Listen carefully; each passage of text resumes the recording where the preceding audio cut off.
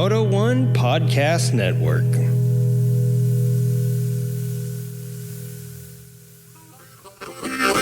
All right, everybody, welcome to episode 368 of Creative Riding Motorcycle Podcast. I'm your host, Junkie, and let's get on it. What do you say, Tobor? Let's do this. We're going to have a great show tonight. Oh, howdy, super hot dog. What? What did you say? I can't even hear you. Oh, howdy, super hot dog. Jeez, man, you're yelling in my ear. All right, well, we're going to have a good one for you. A banger, some might say. See if this will do a wheelie.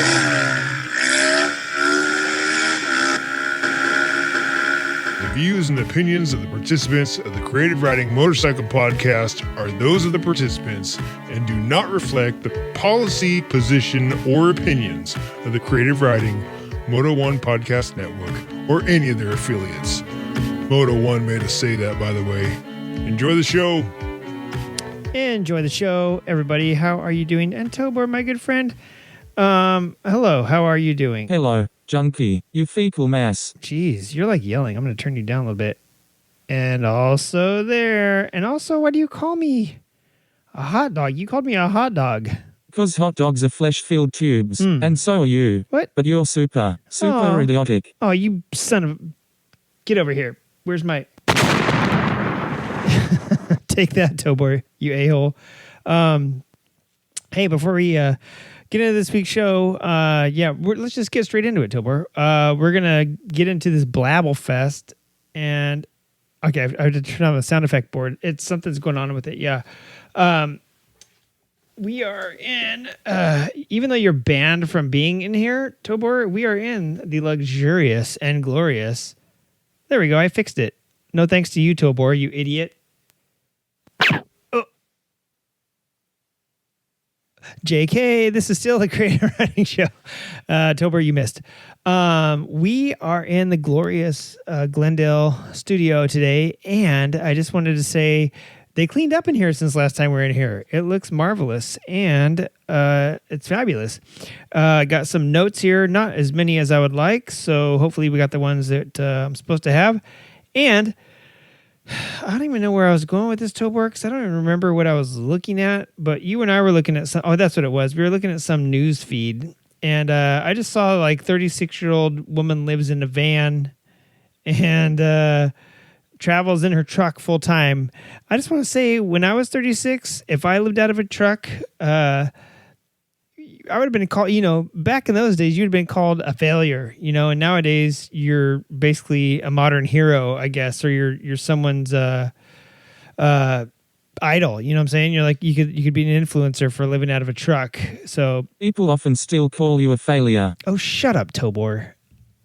We're like 3 minutes into the show and I've about had it with you already. Of course, we've been together setting up the studio before that, but as you hear, my illustrious co-host Tobor is online with me, and by online, I mean sitting not too far away in the sound booth, which, by the way, that looks cleaned up too. So, how is that?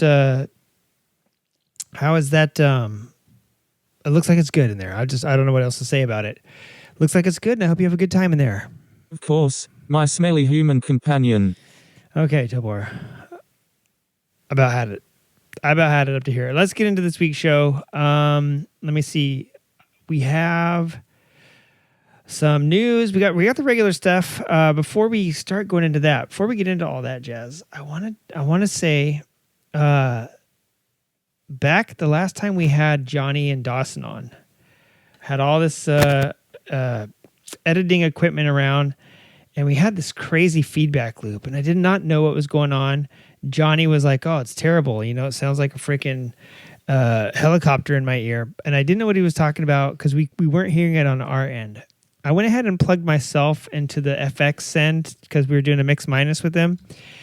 And boy, oh boy, I know what he was talking about. It was an overwhelming, it was almost like a foghorn just going off in your head. And Johnny, I wanted to say we figured it out. I almost touched the cord that was, but it was a power cord, and of all things, I think it was a ground on a power cord creating a feedback loop through the FX send, which was sending your voice back to us so we could hear you, and you wouldn't hear yourself. But long story short, that's that. Podcasting troubleshooting 101. And I did it by messing around and fixing a power cord thing.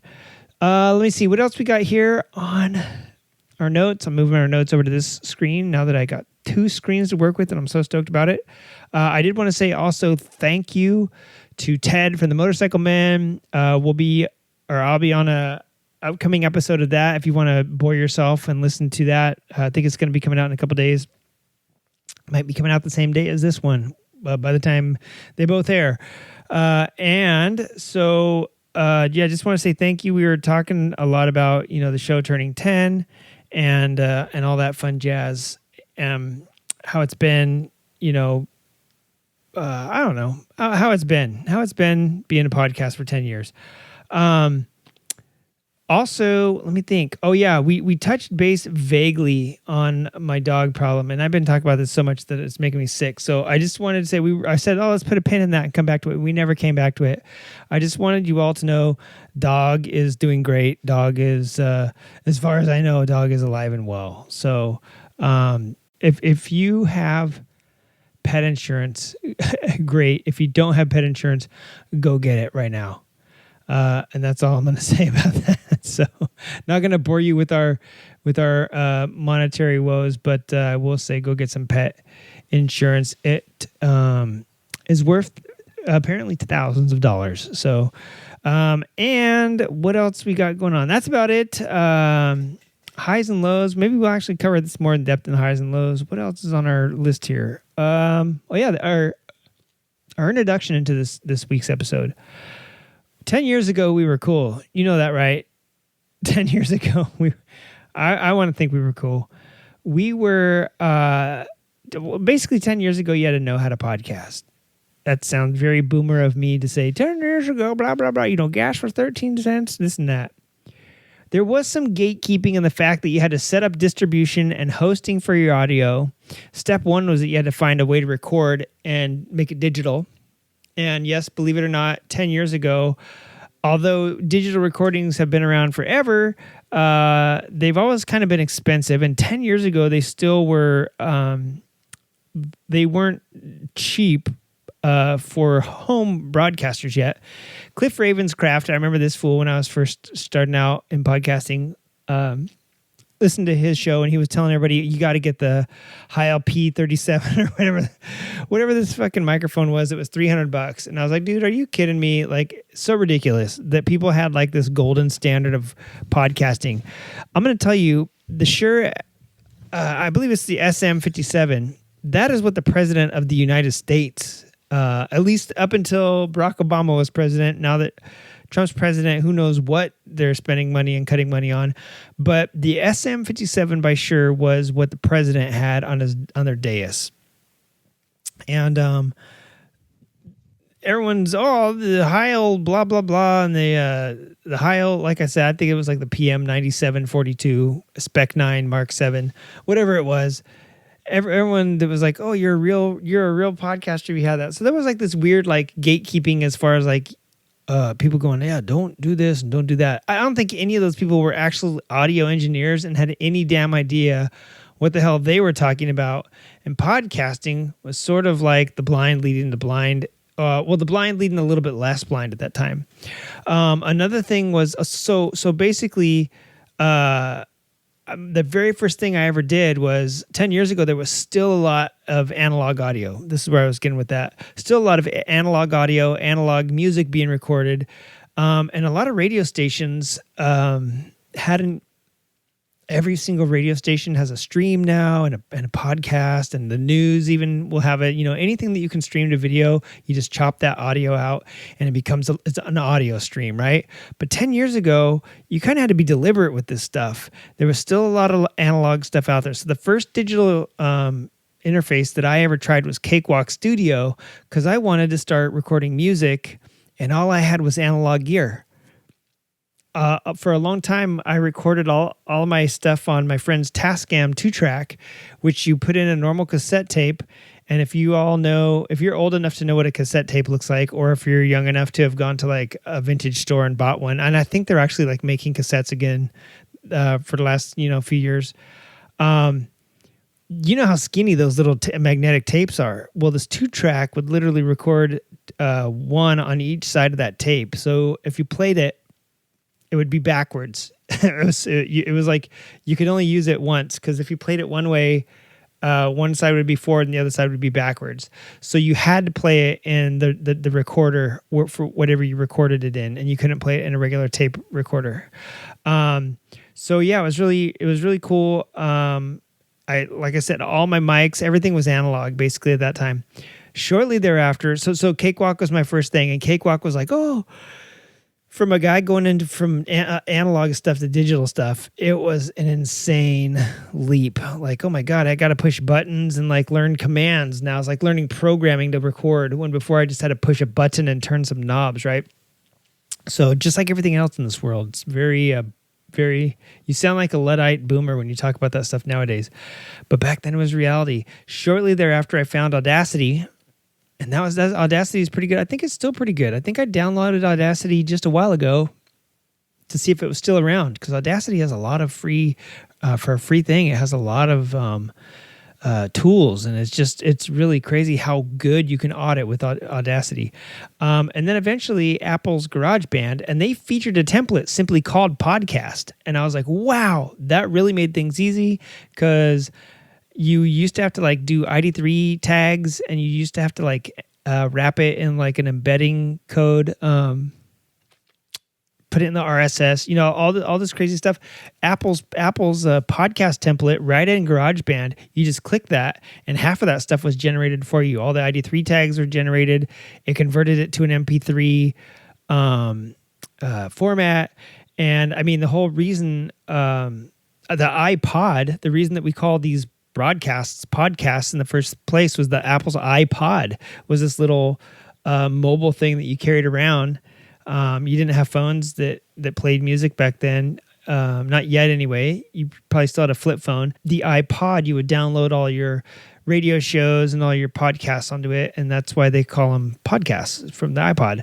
And that was the mobile device that you played your stuff off of. So you kind of had to like encode it and get it to the internet in the first place. So it made perfect sense that that Apple would create this out of the box interface to record and edit a show. It was really cool. After recording, you had to edit, and you just still had to edit, and then you had to process all the audio too. And I still have to edit and process stuff. Leveling, all that great jazz. There's a couple different programs that I use for that. Propagate it to your feed, et cetera, et cetera. Well, nowadays, 10 years later, and it didn't take 10 years. There's been apps around for the last few years now, but about 5 years in, or six, maybe like 4 years in, from when I started the show, these couple little apps started popping up, and now there's just so many apps. And actually, a lot of podcast platforms just let you podcast straight off of them. It's kind of like, it wasn't Instagram, was it? No, Instagram. What the hell was it? There was this. I forget what was it. Twitter?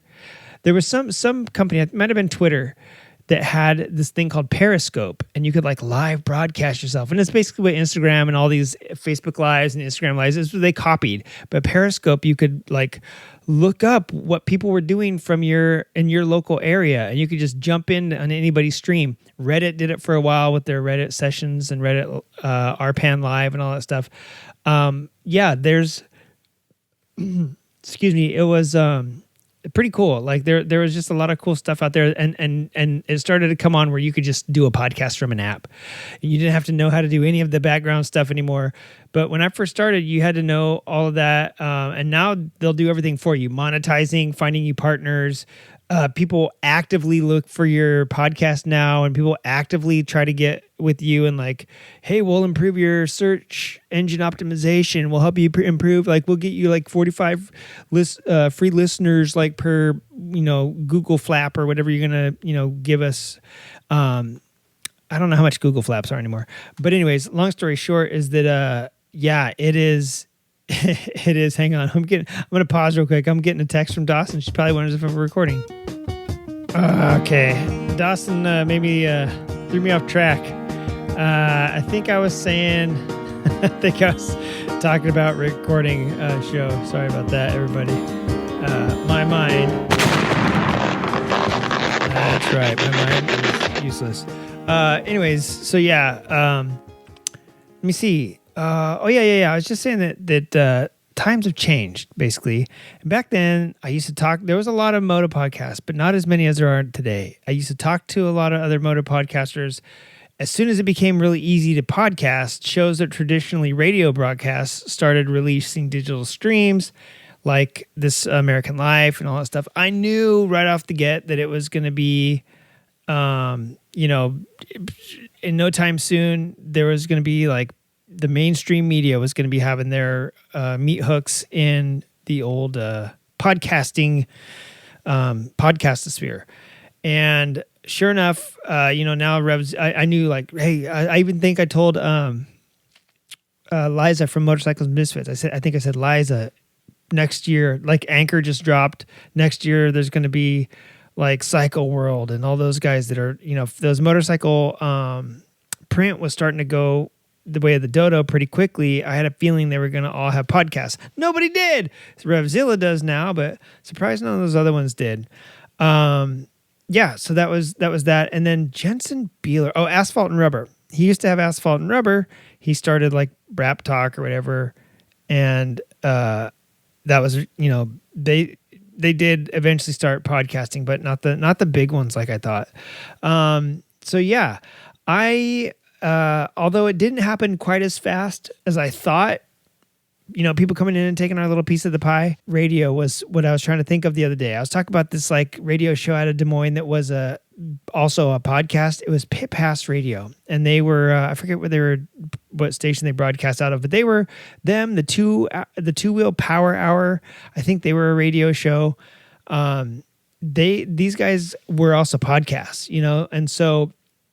But a lot of them were like racing or very like specific to a certain style. And really, a lot of people love motocross. Motocross is huge in many, many countries, but also here in the U.S., it's not unlikely that you may be a construction worker and maybe you don't even ride, but you love motocross, or maybe you ride dirt bikes on the weekend, or you're a lawyer, but you ride dirt bikes on the weekend.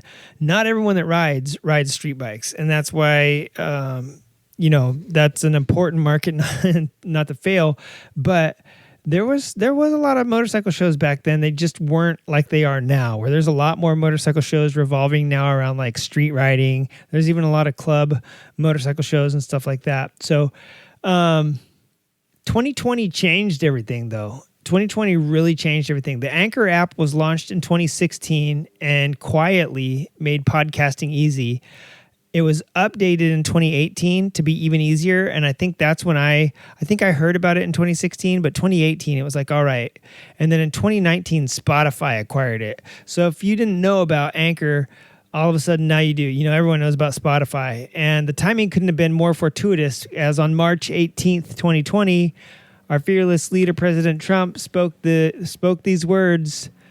I can't do a Trump impersonation, but he said, "I would like to begin by announcing some important developments in our war against the Chinese virus." And it was a famous day. March 18th, 2020.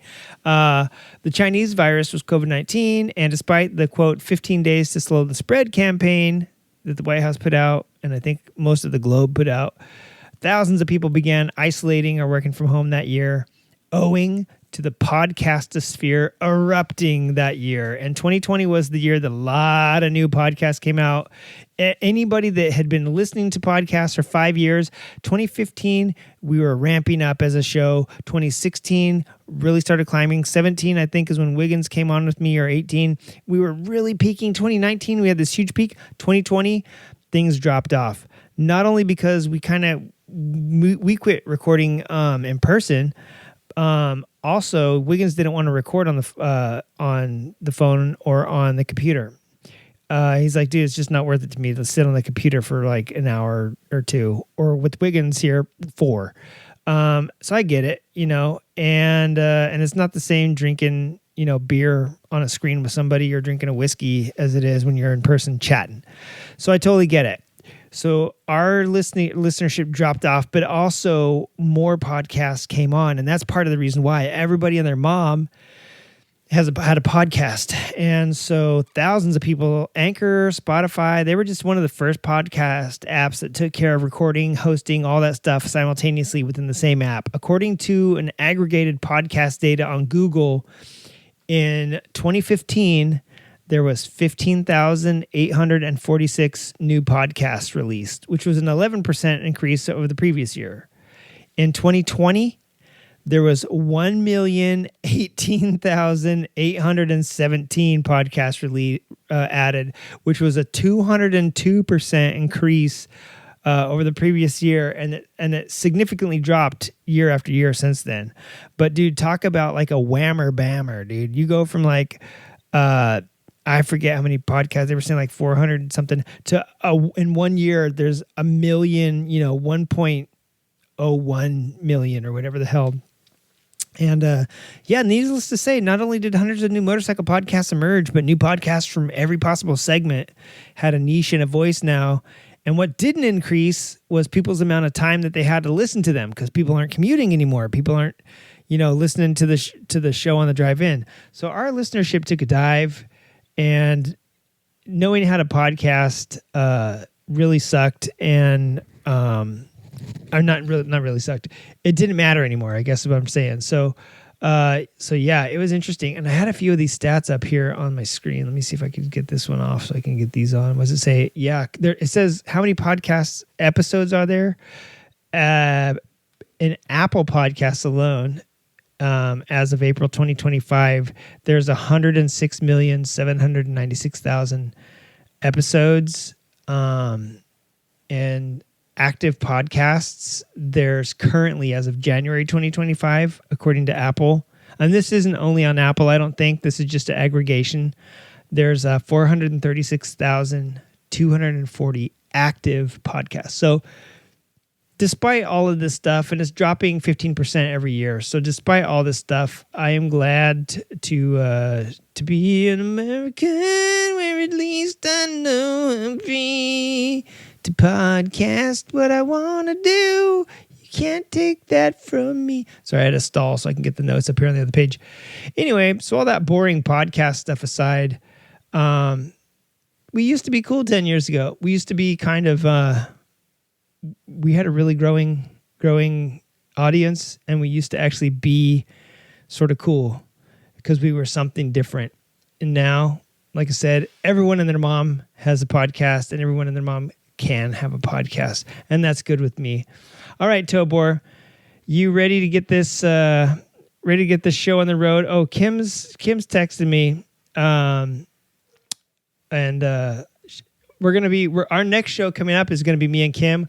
We're gonna be talking all about some trikes, so you're gonna want to tune in for that one, and we should be recording tomorrow, I think. So except for tomorrow's my anniversary. My wife might not be so stoked on me recording on our anniversary, but we'll see. We'll see how it works out.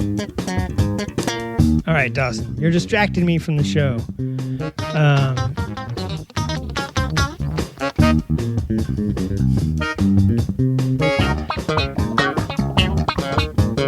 All right, Tobor, back to business. Are you ready to get this show? Are you ready? Absolutely hot dog breath. Let's do this. I didn't even finish my sentence, you jerk. You ready to get the show on the road? Let's talk word of the week. The word of the week this week is Toyota. I don't know why that's the word of the week this week, but Tobor, do you have like a animal sound that we can use for this the word of the week this week? Oh my God, ask and I shall receive. Was hoping for something more fishy, but I don't know if fish make noises. So the word of the week is right now, it's official. I can't say that anymore. If I say the word of the week, you write in and tell me when I said it. This show is, by the way, transcripted. Spotify has transcripts. Apple has recently started doing transcripts.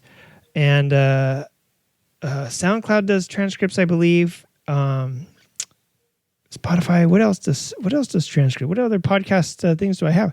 I don't have a whole bunch of podcast apps anymore since they all pretty much do the same thing.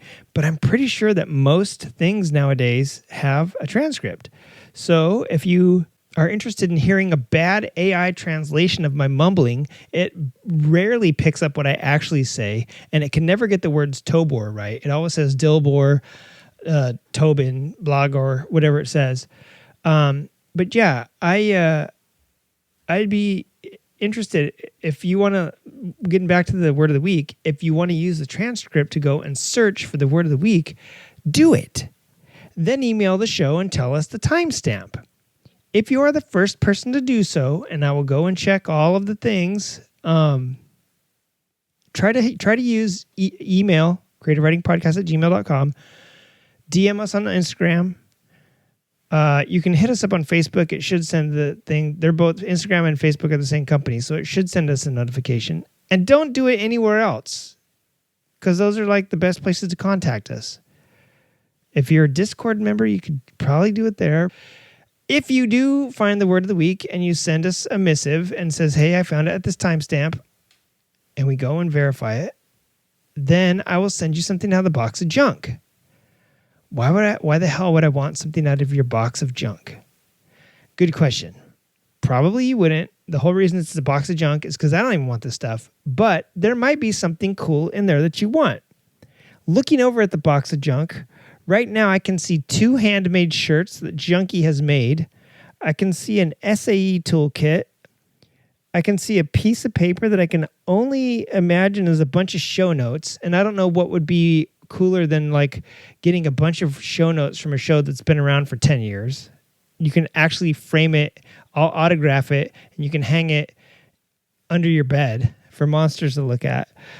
There's a sweater over there in the box, and I can barely see what looks like a sticker pack or something else sticking out of there. So there is some cool stuff. There's also some complete garbage. It's just I literally close my eyes and reach in, and you get what you get, and you don't complain. But it will be something straight from our old studio that we used to have at our old facility. All the crap hanging on the walls that we had to take off. It's all in there. Plus, then everything I just crammed in that box. And it's just one of those miscellaneous boxes. Stuff that we've gathered over the years and don't need. Sometimes it's swag that people give us, and I just throw it in that box to give out. And so there you go. That's what you might get. Or you might just get a big bag of pocket lint, because I'm a weird hoarder and I collect pocket lint. I don't hoard anything else, just pocket lint. Well, maybe motorcycles. All right. So that is that. That's the word of the week. That's how that works. Highs and lows. So as I'm recording this, as I wrote these notes, actually, my highs and lows were a little different than they are this week. I wrote these notes a couple weeks ago because episodes are spaced out. At the time I wrote this, I was happy and thankful to be safe and sound here in Southern California. The devastation in Texas was heartbreaking, and I feel ya. I think I said it on the last episode or the one before that. I think it was the last one. Water, wind, earth and fire, almost nothing is as miserable as those things, maybe except for rockets. If you live in a country that's getting bombed, you probably know what I'm talking about. But those things, and I don't know what order is more destructive. I think water is probably the most destructive, because it only takes water moving at like 4 or 5 miles an hour to push a house off its foundation, where it takes winds at like 300 miles an hour to rip a house off its foundation. So I think water is way more destructive, as you see with tsunamis and things like that. It doesn't have to be very deep, and it doesn't have to be very fast for it to be super destructive and wreck things. So I am hoping that people in Texas, I was just listening to the Motorcycle Man podcast, and they were interviewing people on the Scooter Cannonball, and they said, hey, yeah, we traveled through Kerrville, Texas. It was beautiful. And this is like right, I believe, the few days before that flooding happened there. I felt so happy, but I do sympathize completely with everybody, because I know what it's like to, maybe you didn't have your house swept away. Maybe you didn't lose a loved one. Excuse me. But you still live in the area and you have friends or family that were affected, acquaintances even. I know how it is. We just had those fires here 7 months ago. So I can totally sympathize. Equally, I was going to say, I doubt this is going to happen, but I hope that Trump doesn't talk shit about Greg Abbott and say horrible things, similar to what he said about Gavin Newsom recently, the way he treated California after the fires, because it's pretty much the same thing. It's Mother Nature out of control, and you have no idea. I'm sure if that was California and we had got flooded, they'd be like, oh, you build where there's water and blah, blah, blah, blah, the stupid things like they said to us about the fires. Both tragedies were super unexpected and out of control. 29 people died in the SoCal fires. And last time I checked, most of them were trying to save their homes. And the last time I checked, there was 170 people still missing in Texas. And at the time, there was like 129 or 130 people dead. So I don't know if that is still true, if it's gone up. But either way, a lot of those people were probably also trying to save their families or, trying to evacuate or whatever. Luckily for both states, agencies from many neighboring states and counties reached out to help in conjunction with federal assistance. And hopefully he doesn't threaten to withhold any federal funds from Texas or make any further cuts to NWS or cut FEMA and all that stuff. So I was thinking, get rid of stuff like the ATF. And then here in LA County, we had a bomb ordinance go off and the ATF's investigating it. So maybe don't cut anything. Maybe we just don't cut stuff. But anyways, I was going to say, when's the last time you heard about illegal tobacco and alcohol crimes happening in this country? ATF has done their job. The only illegal firearms going across the border are the ones going from USA to Mexico. Different story. Maybe rename the ATF arson, tornadoes, and flooding and roll its budget into FEMA. That was another great note I had in here. Let's get past that into my highs. My highs was absolutely being on the Motorcycle Men podcast and absolutely having a blast with my family this last weekend. It was so much fun. I've been having a lot of time spending time with the fam, and it's about time for school to start again. So I hope you are wrapping up and having a good summer and spending time with your fam as well. And that is my highs. Tobor, play us a little Steiger to get us into the special events. I don't want to call them special events. They're not that special. They're just like events. Play me my favorite stinger. Play it, Tobor, or we're not friends. Thank you, buddy. This song is called Thumpy Plumpy. Speaking of GarageBand, I made it in GarageBand.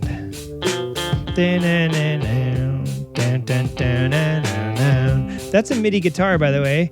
And yes, I had to play that and the bass on the that boom, boom, boom, boom. I had to play all that stuff on the old MIDI keyboard. So, reminder: never do some stupid songs like that again. Just play the real thing, my man. All right, let's talk about what's coming up, guys and gals. I have a whole bunch of shit here on my notes, but I don't think I have all of that down. So I'm going to do a joint. If you head over to creative-writing.com, yeah, I know it's not a secure website. We steal all your information. But if you head over there, there's some events there, and I'm going to tell you about some other ones coming up on this other page of notes that I have here. So this weekend, and this weekend only, one weekend only, until next year, July 25th through 27th, AMA Vintage Days happening at Mid-Ohio Sports Car Course in Lexington, Pickeringtonville, Ohio. I think it's in Lexington, Ohio. Everyone's been talking about Vintage Days, everyone that I listen to anyway has been talking about Vintage Days and going, except for Ted from the Motorcycle Man. I respect you for that, Ted. Vintage Days.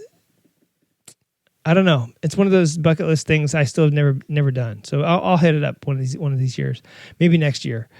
I turn 142 next year, so maybe I'll go.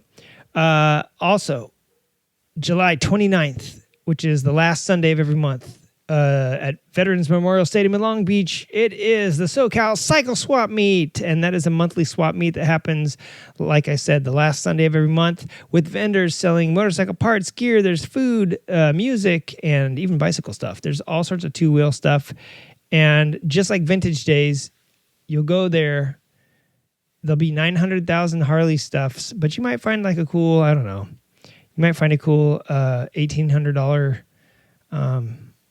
motorcycle there, like a Trail 125 from this, like a C90 though, like the actual one, not the new one. Let's see what else is happening after that. Yes, August 1st through 10th. It's the 85th annual Sturgis Motorcycle Rally. It begins in Sturgis, South Dakota, and ends when you arrive back home hungover from the good times you had on the motorcycles that you can't wash out of your eyes. It's one of the largest and most well-known motorcycle rallies in the world. 85th anniversary, babe. I remember when I was 85. Good times. Cali Moto Fest is happening. Wait, no. There's more stuff happening before Cali Moto Fest. That's October. In September 6th and 7th, Swerve and Curve is the Swerve and Curve number 25 scooter rally. They're meeting up at the Gen Korean Barbecue House in Torrance, California. 2 days of swerving and curving on scooters. I don't know where they're going.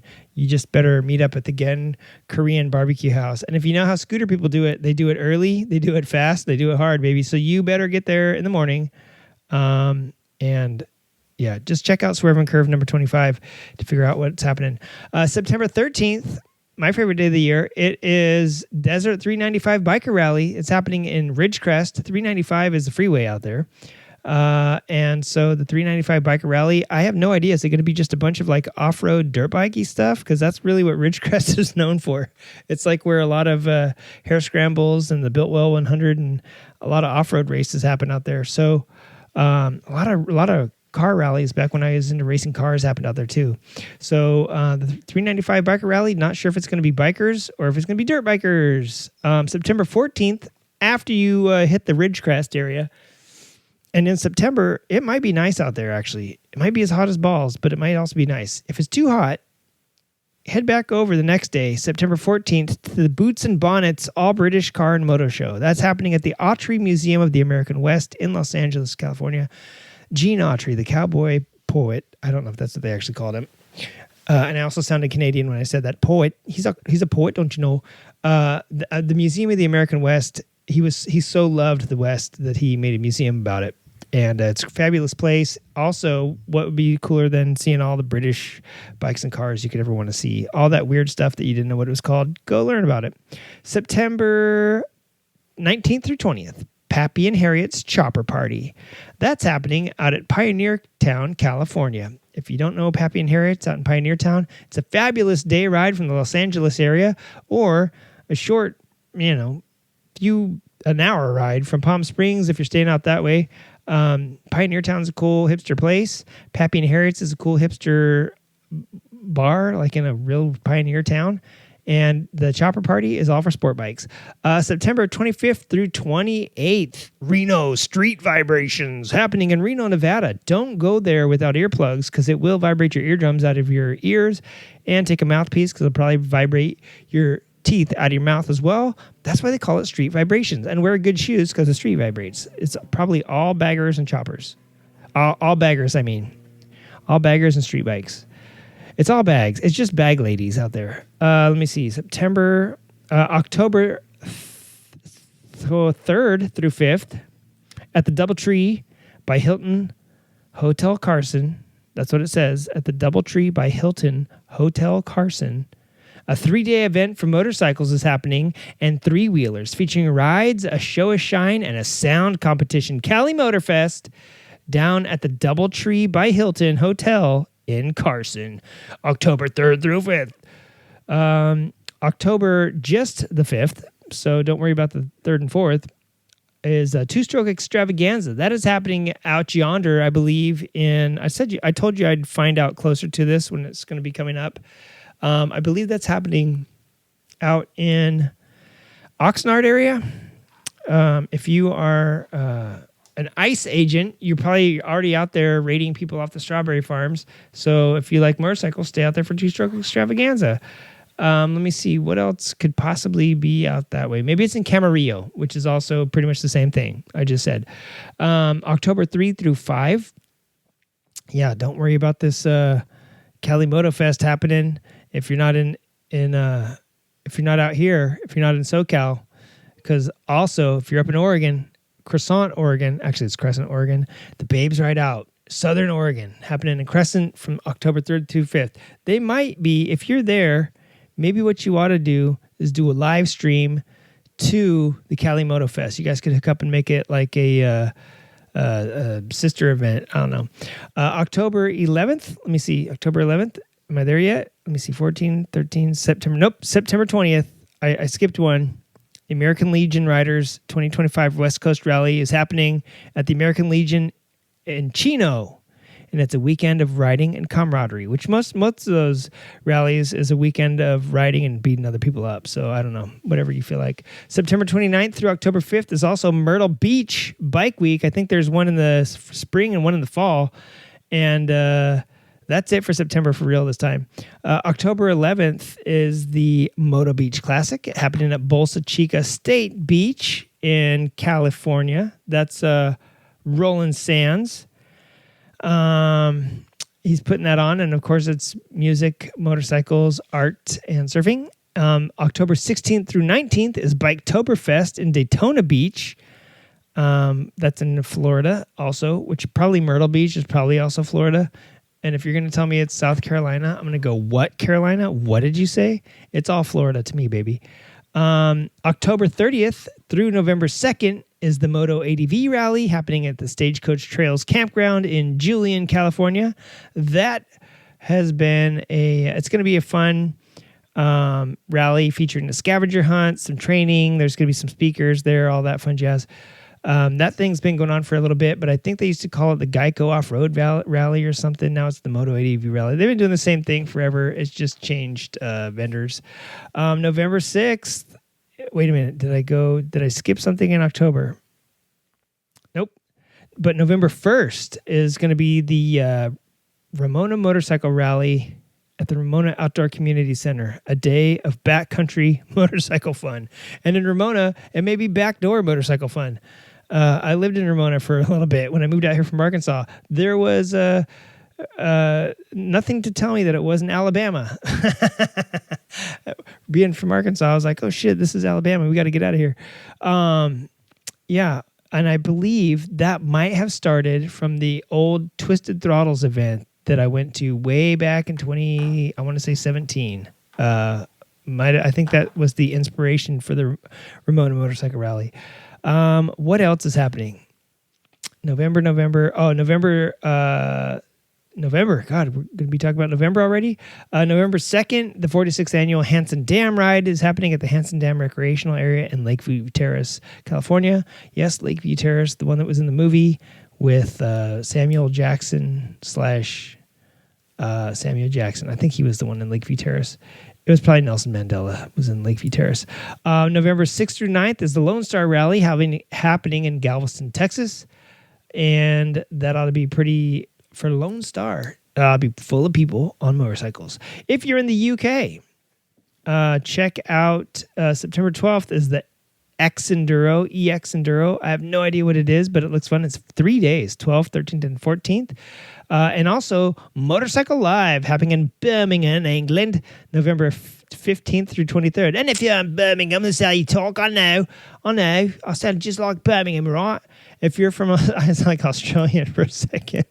If you're in Australia, check this out, son of a bitch. It's the Two Wheel Babes Babe Raid happening in Ballina, New South Wales from September 2nd to 14th.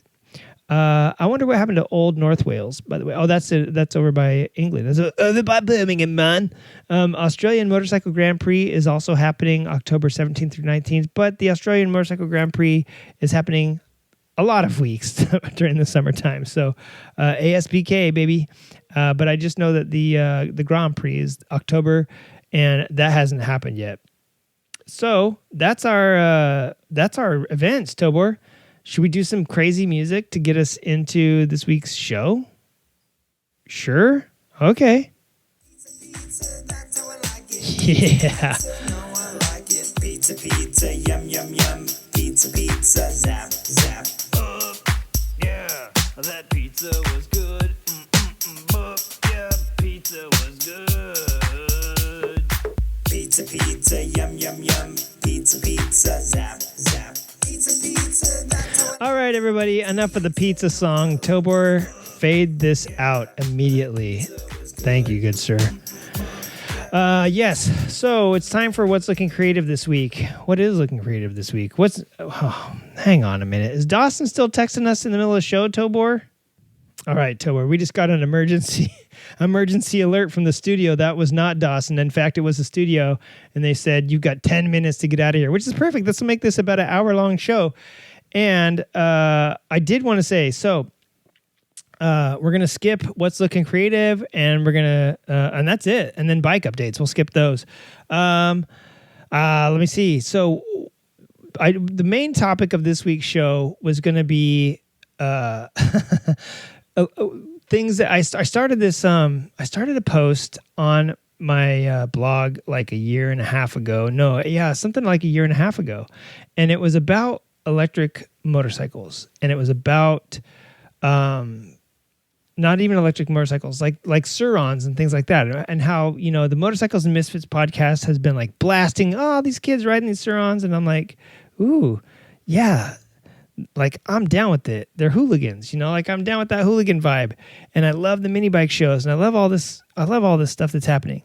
Well, a year and I started, I shit you not, I could look at the date if you want me to on this post that I started writing. It was literally about a year and a half ago.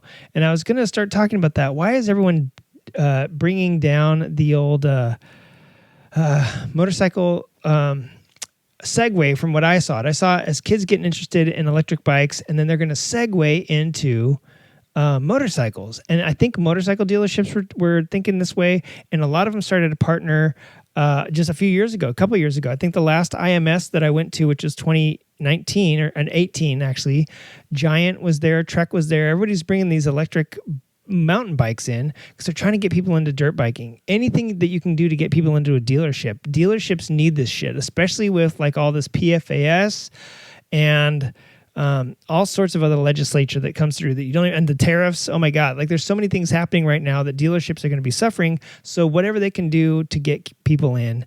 And the next, you know, you don't want to sell stuff to you can only sell a dying old man, his 97th Harley, you know what I'm saying? Or his sofa on wheels, his Goldwing. But what you can do is get more people interested and get people in. And that's what I'm talking about, like dirt bikes. I mentioned it earlier in the show. You may have a construction worker, you may have a lawyer, you may have the school, the school principal that's always yelling, your kid's always in trouble, or maybe your kid's always getting the award for being best student, whatever side of the coin you're on. The principal may ride dirt bikes, and you may not know it because they don't have their hog, tattoo and their Harley Davidson hat on their desk or whatever, and their leather slung over, but they're a dirt bike rider. So a lot of things have been happening, and this is something that spawned from that article, a culmination of things. That article, a bunch of stuff I've been reading recently and seeing in the news, my experiences at AIM, everything kind of rolling together. And seeing that Zero announced a couple new bikes, and they happen to be Suron-esque bikes. And I started thinking about the crackdowns that they're doing on these bikes, and all that stuff wrapped into my head. And I was like, I've been writing this article now for a year and a half, and I kept stalling and stopping because something would change, or like my opinion would change on it. And then I looked at it, I cracked it open the other day, and I was like, wow, this thing's been sitting here for a year and a half. And I am still like 180. Am I 360? Have I done a 720 on this thing? Like, have I gone around and come back to it? I just think that at one time I thought, and just up until just recently, I thought that these could be the segue. These could be the things that dealerships need to stay open. This is the segue for us to get young kids to ride motorcycles and all this and that. And then, I don't know. Let me tell you where I stand today.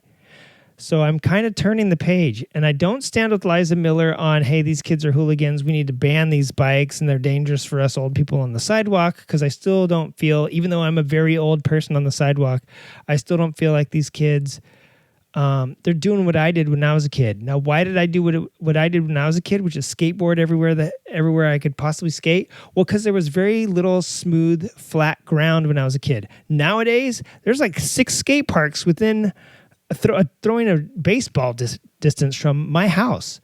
There's one right by both of my kids' schools, I think, and they go to different schools. And then there's another one, just down the street from that. I was hoofing it around in San Diego a few weeks ago, a couple months ago now. Yeah, I guess a couple months ago now. And walking by, I was like, oh, wow, there's a skate park right here. Was it in San Diego? I think it was. Yeah, they're just like, I can't believe where there's skate parks now. And when I was a kid, skating was so frowned upon and it was banned everywhere because kids were doing what kids on these bikes are doing now, riding on the piers, riding here. And we could skate on the boardwalk at the beach, but you had to do the speed limit and, running over old ladies. People are really going to start to hassle you. And I got hassled like crazy when I was a kid for skateboarding. And those skateboarding signs still are probably all over everywhere. It's kind of like smoking. I don't see it as much now as when I was a kid. But these bikes I see everywhere. Bikes and e-scooters, all this jazz. Right now, I'm seeing it as I'm seeing it in this light. I recently thought of something, and I was thinking about how can we popularize and focus on micromobility and make it accessible for people, but also keep it reasonable. And my idea is this. So Energica's gone. Energica's in the news because they might be back. They're going through a liquidation process. There's been a couple updates. I've been reading on the pack. The liquidation's in process. Then it was like, oh, they could be bought. Now they're gone. Those are legit motorcycles. They're really, really expensive. We know where those fit in. And the fact is that I think a lot more electric motorcycle companies are going to be going the way of Energica. The Lightning, dude, they keep sending me stuff in the mail all the time. And the Strike actually looks pretty reasonably priced until you start putting the fast charger, until you start putting all this stuff. And then this like nicely priced, I don't know, like 20,000. It costs about as much as a CBR 1000RR. And until you put the quick charger, until you put the this and that, and then you put everything carbon, then it's like $40,000. So it totally doesn't make sense. It's more than a Harley bagger at that point, like a CVO. So I see electric motorcycle companies going extinct. Sondors went extinct, and now I saw today they're back. They have this new thing called like the Meta AI or something. I forget what the fuck it's called. I'll type it in real quick to the console. But I looked up the Metacycle, and it's not around anymore, but they have the Sondors Meta, and it looks like a Sur-Ron. It has dirt bike tires on it, and it's smaller than the Metacycle was. Now I seen a Metacycle posted up at the park near my house, and it was full motorcycle size. This is like a small dirt bike size. This is almost like the Rivids that we rode, although Rivids also have like a VIN and a license plate and headlights and turn signals and all that shit. This Sondor's new thing doesn't. So I see big motorcycle companies, except for maybe Livewire. For some reason, I think that they're going to get funded somehow. They're like Livewire is basically like a what's it called? Like a money laundering business for Harley Davidson and all the gangsters that might work there. And so Livewire will be around for a bit. Zero will probably be around for a bit because despite their spotty record, and there's a lot of stuff I see online, which is basically the same as Tesla. People either love them or hate them, or like have like they love them but have problems with them, and they updated that, or hey, they updated it and bricked it. I see a lot of problems with Zeros, and I really like Zeros. I like all the ones I've ridden. Never had a problem on the ones I rode. Then again, I rode them for half an hour max. So it's not like I've lived with a Zero and seen the good and the bad sides of it. So maybe Zero will stick around. I don't think any of these other ones are going to stick around, to be honest. A lot of the ones that we haven't heard or that you're just hearing about, Verge, they're around. I don't think they're going to be here for long. Even Rivid, who I really loved the Rivids, and I would maybe buy one at $5,000 if I could afford that, and had that sort of scratch laying around for a second bike. Great bike for the city. Would I also just maybe buy a scooter? Yeah, a scooter can't go 80 miles an hour, I don't think. And this can. Will it get the range of a scooter? Probably. I could blast the battery dead on this thing by the time a scooter caught up to me. So I don't know. There's these small range bikes, and those are all street legal. So the ones that I think where we're going and where I was going with this whole conversation is that like this new Sondors Meta, it's not called the Metacycle, it's just the Meta AT or something like that. I don't think that thing is technically street legal. There's a lot of e-bicycles that ride around here, and I saw something the other day that it was. I don't think it was a Sur-Ron. If it was a Sur-Ron or a Talaria or something. It looked like a full-on dirt bike. It could have even been a Varg, for all I know. Who are also selling legitimate motorcycles. Varg is another one of those companies that's actually going to go someplace because they're selling a legitimate, good, well-performing motorcycle. But most of this stuff is going to be off-road. And I don't like people that say, oh, they're mopeds. I don't like people that say they're e-bikes. They are not. An e-bicycle has to have pedals, and a moped has to have pedals. And at this point, this is another thing I started thinking about. Before I get to the moped thing, let me finish the motorcycle thing. These motorcycles, like the ones that Zero just brought out, that are basically like Sur-Ron/Talarias, they are off-roadable small dirt bike. They're like a 125 or like a 250, right? I mean, they're small, skinny, lightweight dirt bikes, and they're not street legal. Just like if you go to Yamaha's website and you get a YZ125 or something like that, or you're going to go to, Kawasaki's website and get a 110, right? That's kind of where these things are going to have to fit in. Yes, you can still get them for your kids, and yes, you can still, a lot of them you can register off-road, especially if they have like a VIN on them, which I'm pretty sure the Zero ones do.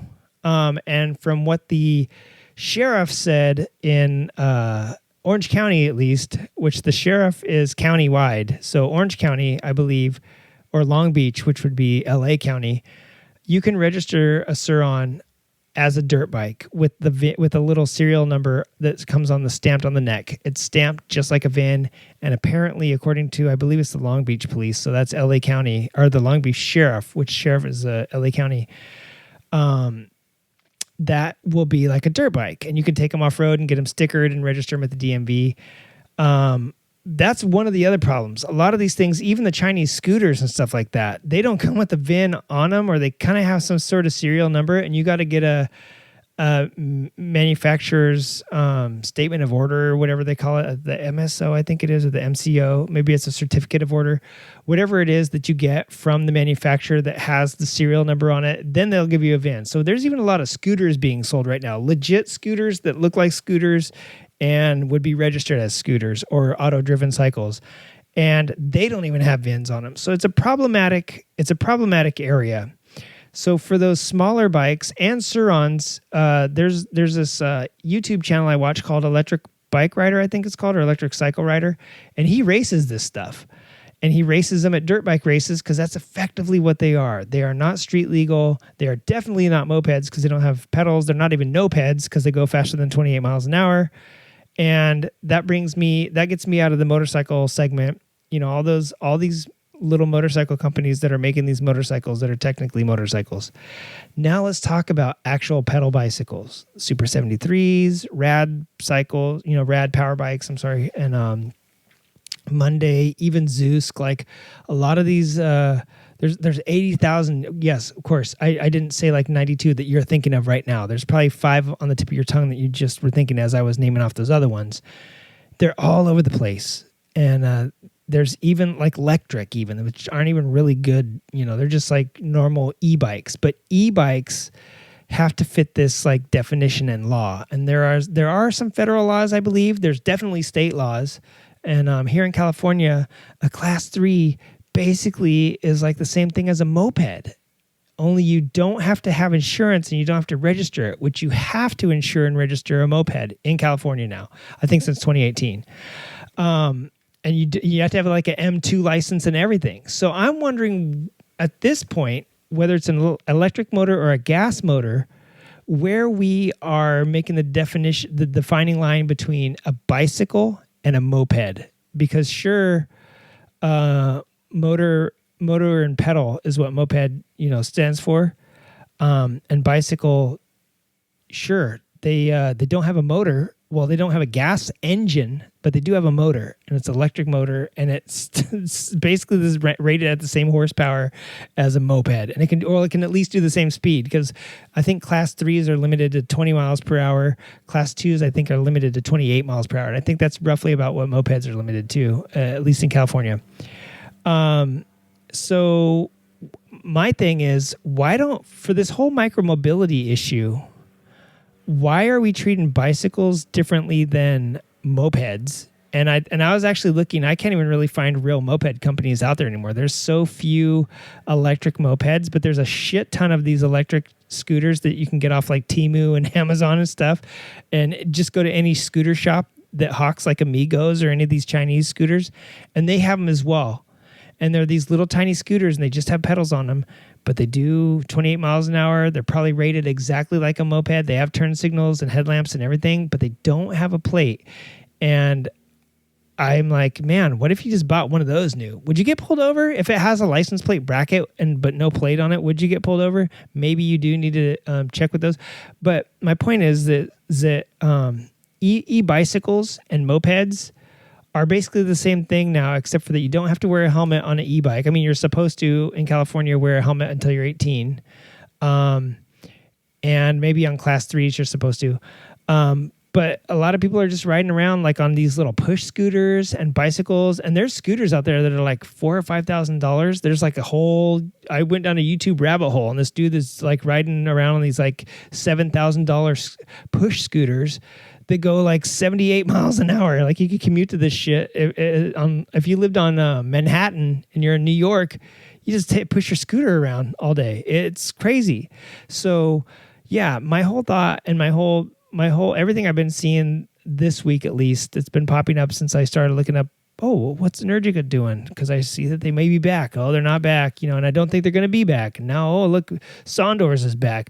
All these brands that keep coming back. Sondors has got the Indiegogo going right now for their Meta AT. Will you be able to ride it on the street? You shouldn't be able to. It's not street legal. But what is street legal? A bike. But what's not street legal? A moped that does the exact same thing. So it's really starting to blur the lines for me. And, motorcycle, moped, I really would like to tap into this micromobility thing. And maybe if there was a way to register them, classify them, register them, and plate them, maybe we could be getting kids already on, quote, motorcycles and part of the motorcycle scene. And then there would be an incentive for dealers to buy some of these crappy Chinese mopeds, or even some of the Chinese e-bikes and have e-mopeds, and start getting them into the dealership. And I know a lot of dealerships sell electric bikes as it is anyway, but you want something, you don't want, I feel like you want a loud, buzzy motor when you're getting into motorcycles until motorcycles go completely electric, which, back to square one with this conversation, I don't think they ever are. Like the big brands are going down. It's these small dirt bike style ones that are starting to like propagate and pop up everywhere and be sold as what I think should be sold as dirt bikes. And the people that are selling them legit are selling them as dirt bikes. So where does that leave like the moped style stuff? I was thinking about it. If you can classify it, we should have them registered. We should have them insured. And that's going to suck. But you know what? Insurance on a freaking e-bike for a year is going to be what? Like $100? Like you paid $4,000 for this thing. Are you going to complain about like a $200 a year or $100 a year policy? You know what I'm saying? And then that way when you crash into someone's car because you're trying to do a wheelie and like swerve and stuff, at least they're covered, right?